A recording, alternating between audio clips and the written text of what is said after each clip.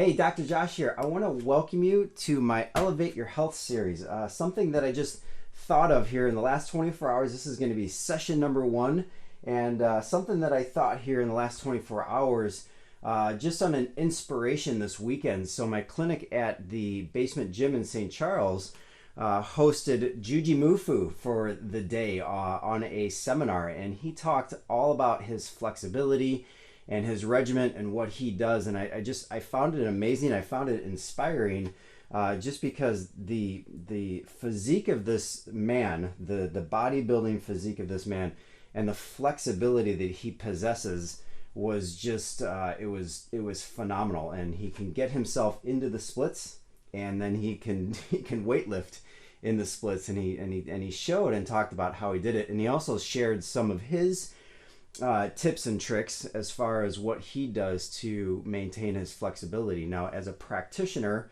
I do a lot of the same stuff in my sports medicine regimen, and I also work on this stuff quite a bit for myself. But you know what? I sat back and I'm like, you know what? I'm not doing it enough for myself, and I'm going to change my routine. And so I thought of this Elevate series so I can start to help educate and show how to do things, just in it like just weekly simple tasks to to build up to the whole. Because really, like, my goal as a physician, especially in functional medicine and sports medicine, putting that together, is to help people either recover from serious issues, either physical or biological or physiologic issues, or help them optimize their health. And the reason I got into what I do, the reason why I'm the type of practitioner I am, is because I suffered some horrific hockey injuries, as well as I have a congenital hip deformity called leg calves perthes. So I inherently will not ever have the hip mobility and the functionality in my hips that somebody without this type of deformity would have. And so I have to work at this every day. There are people. I was talking to Juji last yesterday, and he's just like, I don't know what hip pain feels like. And I know what hip pain feels like. I know what I have to do to improve my range of motion. I know what I have to do to keep the longevity in my hip, because as you can see in my basement, I have two very young daughters, and my goal is to be as active with them as possible. And my mission in my world is to make sure that I defy a hip replacement as long as I possibly can. And so with that requires a lot of maintenance. And so when I talk about metabolism, is what we're on right now is metabolic enhancement, metabolic reboot. This is a huge component of it, is making sure that our tissues are resilient, making sure that our tissues are hydrated, because the component with me is to anti-age my tissues. Now I have to look at inflammatory factors. I have to look at degenerative factors. I have to look at biomechanical factors. So there's a lot of things that I have to do maintenance-wise on a continual basis to make sure that I have longevity in this hip. And you'll see when I start to explain some of these videos in this little regiment that I'm inspired to do, is you'll see how limited my range is and how much I have to do. So as I start to work on this every day of the week, I'm going to document my improvement and show what's possible. Because degeneration, so arthritis, which is the lay term for joint degeneration, is probably the thing that cripples us the most as we get older, and the inability to move. And the one thing that I thought of when I was watching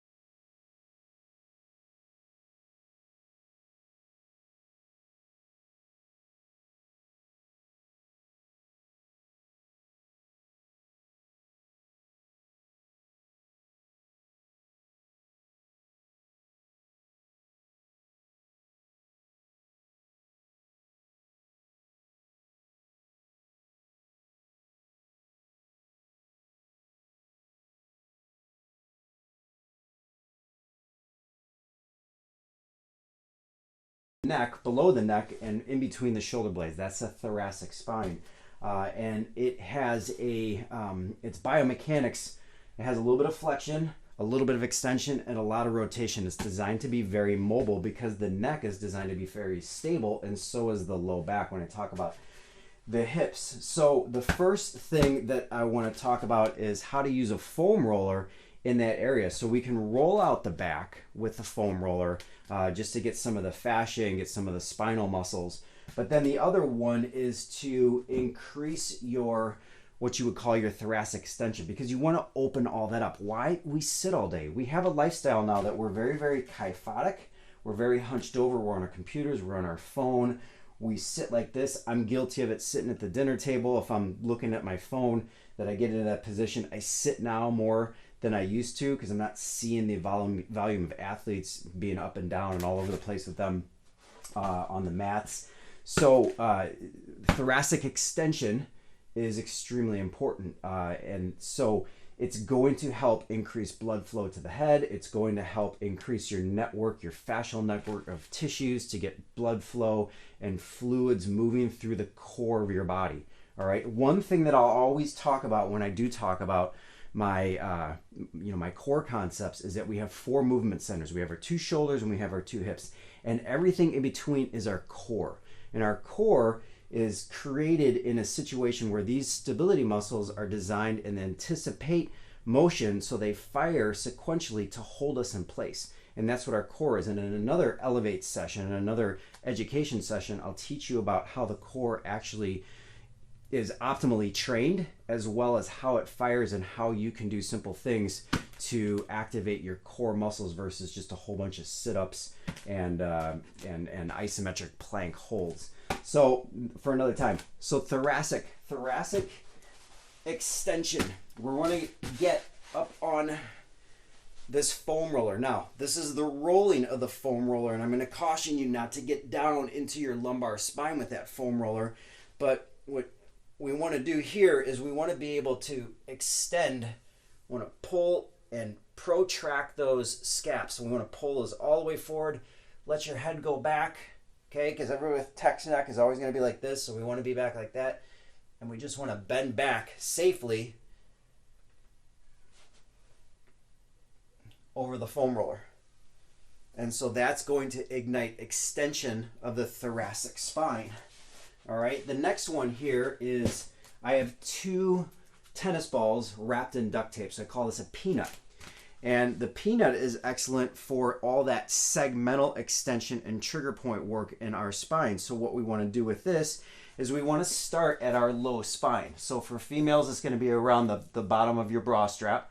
And for males, it's before you start to get into that curve. And I've got an excessive curve in my low back, shelf for a butt. So right here, when we get into this position, I'm going to set it in there, and I'm going to let my body sink into those tennis balls. And if you've never done this before, it's going to be excruciating. So the regression or lightening up of this is going to be getting your legs up. All right, so you want to have as hard as a floor as possible. And then every 30 seconds, you're going to move just a little bit so it goes to the segment above that. All right, and then I always readjust my shirt. And then I'll move up. Every 30 seconds, you're moving to the next segment towards your neck. So it's going to take you at least a couple minutes to get through this. But while you're doing it, you can do some mindfulness and some meditating and get some good vibes and some positive vibes going in your mind while you're doing this, because you're just sending those messages through your network of tissues, through your fascia. So it'll take you a couple minutes to get through this. We're not rolling on this. It's just every segment we're going to go up 1 and we're going to let it sit in there. And you breathe, okay? So deep breathing, get that breath into your, get it into your abdominal cavity. We don't want to be heavy top breathers just right here in our chest. We want to be able to deep breathe and get that in and then get your mindfulness going. So you can check in with some mindfulness stuff doing that. And that will take time. But those are 2 thoracic pieces that are extremely good because we want to open up the thoracic spine. We want to be backwards. We're always down in kyphotic, so we want to be up and backwards. And it works exceptionally well for those that have a lot of neck pain, a lot of tension, a lot of headaches. This is an area that you can concentrate on These are self-myofascial release, self-care, and it does extremely well for the whole, all right? And we want to continue to do that on a daily basis, all right? So that's the thoracic spine. Now, we can move into the hips after that. So we got the thoracic spine, and now we're going to get into some hip mobility. Now, as far as stretches go, because we are in that spot right now where everything is crunched forward, so we're in that seated position, that kyphotic position, we're pinching everything up and under and inside and in front on the hip. So all the hip flexors are getting bunched up, the psoas, the iliacus, and the hip flexors. So you're getting these things and they're just bunched up in there, and it gives us a major inability to just really get in there and extend. So the next one that I'll do before I'll get into, I'm not going to do foam roller today, but before I get into any groin rocking or anything like that, is just to simply open up that hip flexor. So I'm going to move back a little bit. You might lose my head here. I'm not the perfect, I don't have the perfect camera position for any of this, but we're going to get into here, and you're going to get tall, like you've got a rope pull in your spine to the ceiling. And all we're going to do here is we're just going to get into there. And I don't want you to rock or bounce on it. You're just going to drive forward a couple seconds and you're going to come out. You can change the angle of this knee. You can move in. You can raise and turn open because you're going to get that fascia. You're going to get that extension in there. So you can do some rotation away. You can just rock into it.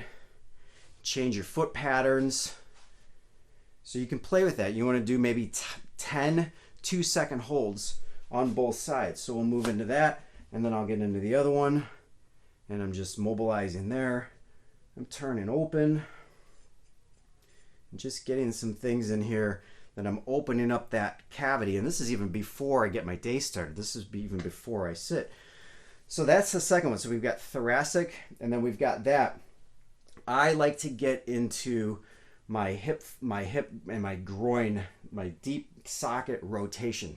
So after I get into those, one of the best things to do now, and I'm going to just do it angle-wise here, is you can get your knees spaced out right here, and I just start to like to do a little bit of rocking. You can see how my feet are flat and point out.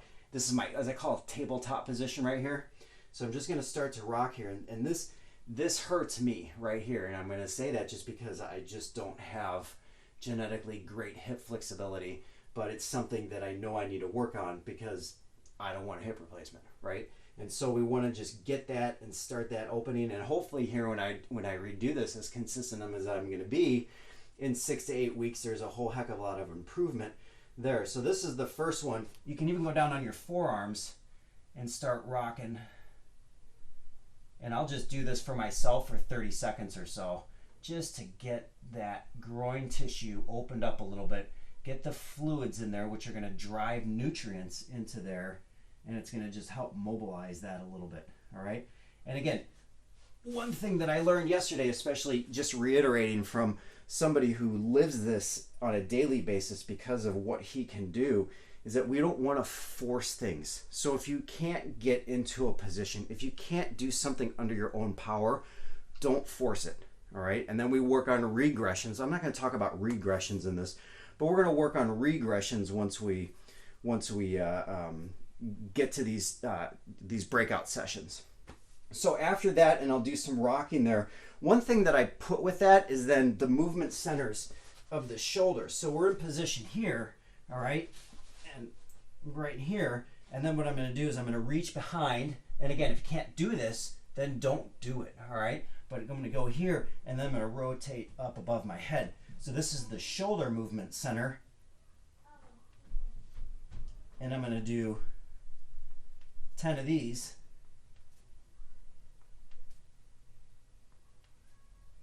10 on the right, and then I'm going to go to 10 on the left.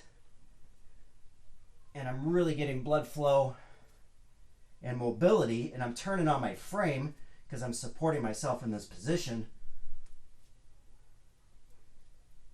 So that's the second exercise that I'll do for the hips. So I'll go into that hip flexor, and then I'll go into this. And then the third one is going to be an individual side groin rock. So foot's flat down on the floor. I'm in tabletop position, my back is straight and it's locked, and I'm rocking through. Simple rock. I feel it in the groin a little bit, and just some mobility in the hip. I do this a lot with my hockey players and my dynamic active warm-ups. If you want to attack the groin and the hamstring a little bit differently, just open up your foot. All right? Then you're going to get that whole fascial system all the way through to the back of your rear. So I'll do that on both sides.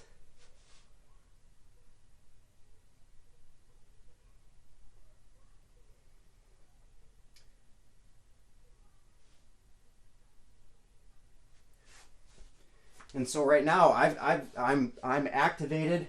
I'm turned on to there. I haven't even done any band work or weight bearing components. So like lateral lunge squat for mobility or functional squat. I haven't done any of that yet. This is just all groundwork. So I've done the foam roller. I also brought this out because you can do some very targeted work with a 12-inch softball and very safely, whether you're going to be on your hip and you get into the meaty parts and you're just going to get in there and you're going to trigger point. And so that's why I brought it up, because I do like the fascial release that I can do in there. And it's this one's hard. So again, don't go past your pain point of a 7. So a 7 is just past comfortable, and you don't want to brutalize the tissues. That's not the point of any of this. But that's my first session of Elevate. Why? Because now my fascial system is turned on. I've gotten my hip mobility in. I got a little bit of sweat going. I'm warm. My shoulders are going. My thoracic extension. So I've got the basic parts of the body open up, activated, and ready to go. And I've got nutrients and blood flow going through because I'm drinking my water, and I'm ready to go for the day. So I hope this helps you. I'm looking forward to making this a routine and letting you into the things that I do and why I do them and why I treat my patients the way that I do, because our job is longevity. Our job is anti-aging and decelerating our problems and reversing chronic problematic diseases that we are basically faced with in this world right now. So look forward to seeing you in a week. I'll talk to you soon.